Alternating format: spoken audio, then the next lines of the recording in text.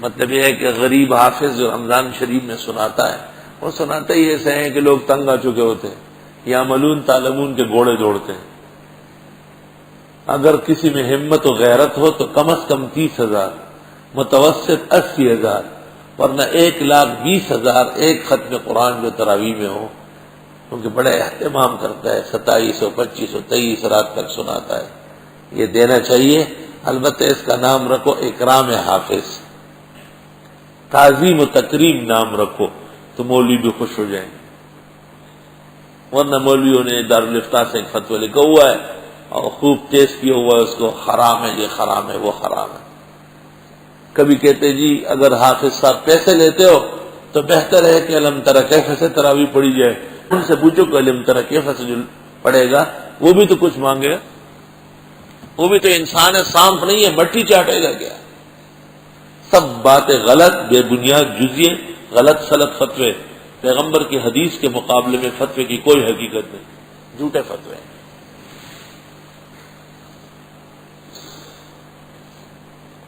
یہاں محلے میں ایک شخص تھا، ہر جمعرات کو آتا تھا اور کہتا تھا جی طلباء دے دے. اب محلہ داری ہے، ہم بھی شرما جاتے تھے.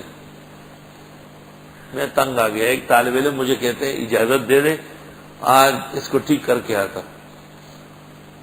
میں نے کہا کیا کرو؟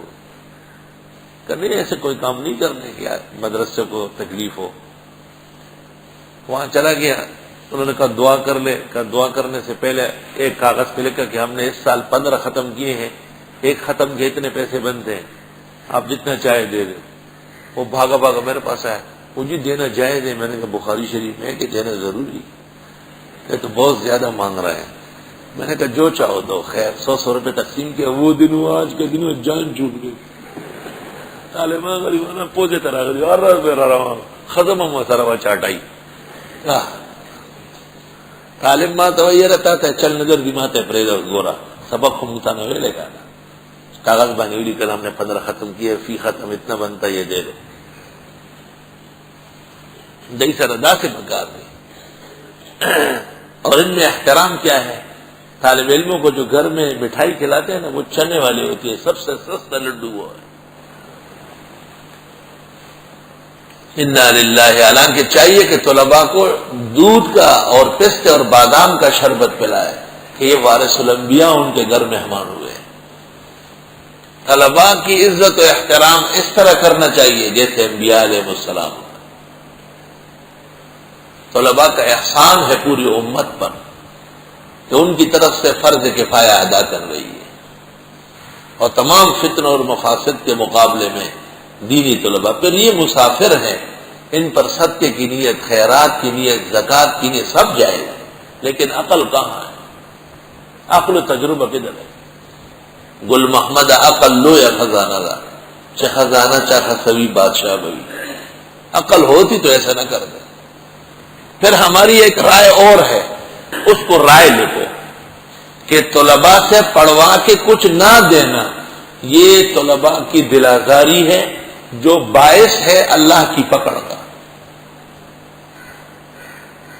طلباء کا اکرام اور اعزاز یہ باعث ہے اللہ کو راضی کرنے کا.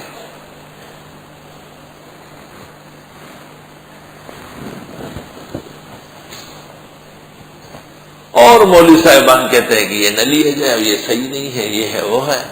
میں ان سے کہتا ہوں کہ یہ کہاں سے کہہ رہا ہے آپ؟ کہتے فتاوی شام میں لکھا ہے. میں نے کہا شامی سے پہلے کوئی کتاب دکھاؤ. فتاوی شام نے یہ قنیے سے لیا ہے، اور قنیے میں لکھا ہے کہ 2 حصے مسائل معتزلہ کے. غالب گمان یہ ہے کہ معتزلہ کے نزدیک ایک شخص کے پڑھنے سے دوسرے کو فائدہ نہیں ہوتا. ہمارے نزدیک تو آپ کے پڑھنے سے پورا گھر منور ہوتا ہے، ان کے زندے مردے سب معاف ہو جائیں گے. اس لیے یہ منع جو وارد ہوا ہے یہ علی حسب الاعتزال ہے، نہ کہ مذہب اہل سنت ہے. اور جب صحیح اصح حدیث صحاح میں موجود ہے اور پیغمبر خوش ہوئے اور تقسیم کروایا، خود بھی اپنا حصہ لے لیا، تو فماذا بعد الحق الا الضلال. یہ فتوے کو دین سمجھتے ہیں، حدیث کو دین نہیں سمجھتے ہیں.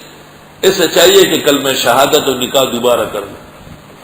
کیونکہ پیغمبر محمد صلی اللہ علیہ وسلم ہیں، فتوے والے پیغمبر نہیں، ان کے فتوے غلط ہو سکتے ہیں، نبی کی بات غلط نہیں ہوگی۔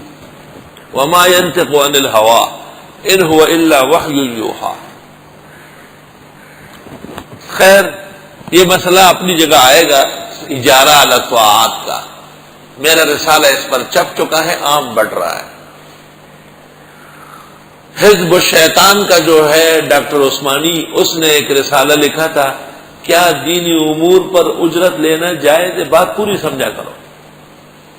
رسالے کا نام ہے حزب الشیطان والوں نے لکھا ہے۔ حزب اللہ کہنا تو توہین ہے حزب اللہ کی، وہ حزب اللہ کہاں ہے؟ جماعت الکافرین اور حزب الشیطان، یہ ان کے نام۔ رسالے کا نام رکھا ہے کیا دینی امور پر اجرت لینا جائز ہے؟ پھر آگے دیکھو، ان کے ہاں مؤذن تنخواہ لیتا ہے، اس کی اذان پر نماز پڑھنا جائز نہیں۔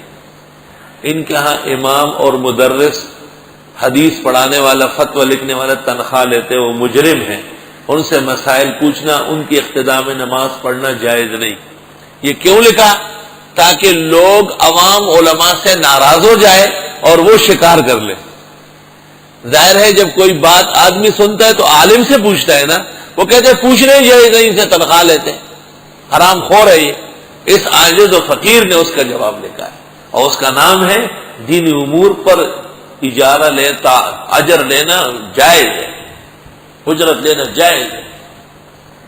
ایک مولوی نے مجھے فون کیا جی ایسا، میں نے کہا چھوڑو تو جائز ناجائز جانتا نہیں ہے، دم دم چین وردی اور لا سچے خامارتا ہو گورا چھمیارتا۔ ہم کس زندگی کو ملحد کے جواب میں لگے، اور یہ کیا چھوٹے چھوٹے بچوں کی باتیں مجھ سے کر رہا ہے۔ میں نے وہ رسالہ بھیجا جو اس نے لکھا ہے، اور پھر اپنا ساتھ بھیجا، تو مجھے شکریہ کا خط لکھا۔ اللہ آپ کا درجہ بلند فرمایا، آپ نے ہم سب کی طرف سے فریضہ ادا کیا ہے۔ خیر، یہ مسئلہ اپنی جگہ آئے گا انشاءاللہ۔ یہاں تو صرف اس لیے کہ سورۃ فاتحہ کے ناموں میں ایک نام شفا ہے، اور اللہ اس سورت کے ذریعے شفا عطا فرماتے ہیں۔ شفا دو قسم کی ہے، ایک شفاء الامراض ہے، دوسرا شفاء الارواح ہے۔ شفا بیماری سے، وہ بھی اس صورت میں اللہ نے اثر اور برکت رکھی ہے، کوئی شک نہیں۔ شفا بیماری سے، وہ بھی اس صورت میں اللہ نے اثر اور برکت رکھی ہے، کوئی شک نہیں۔